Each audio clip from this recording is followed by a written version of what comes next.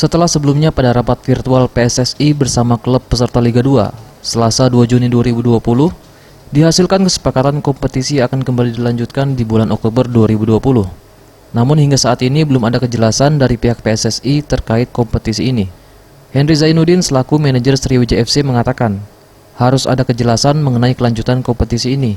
Selain itu, pihaknya juga berharap kompetisi musim 2020 dihentikan dan dilanjutkan dengan kompetisi baru musim 2020-2021 di bulan Oktober tahun 2020 dengan tetap adanya sistem promosi dan degradasi.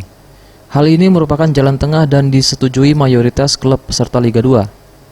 Namun jika seandainya kompetisi nantinya dilanjutkan tanpa adanya promosi dan degradasi, maka pihak SFC tidak akan ikut serta dalam kompetisi tersebut.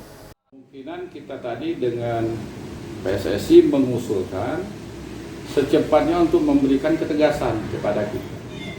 Kalau ini dihentikan, artinya kita rugi 3 poin. Jadi duit lah rugi, 3 poin lah hilang, itu artinya gitu kan. Tapi tidak masalah ini karena ini musibah. Tapi keputusannya kompetisi 2020 itu berhenti. Dan akan diputar lagi kompetisi ini 2020-2021 di bulan Oktober. Kita tidak ikutlah kalau tidak ada degradasi promosi, buat apa kita ikuti kompetisi? Itu kan turnamen aja. Turnamen tidak wajib mau ikut mau enggak kan. Sebelumnya pada rapat virtual bersama PSSI diputuskan Liga 2 akan kembali bergulir di bulan Oktober 2020 berformat home turnamen dengan 2 tiket promosi ke Liga 1 dan tanpa adanya degradasi. Eza PM, Sriwijaya TV.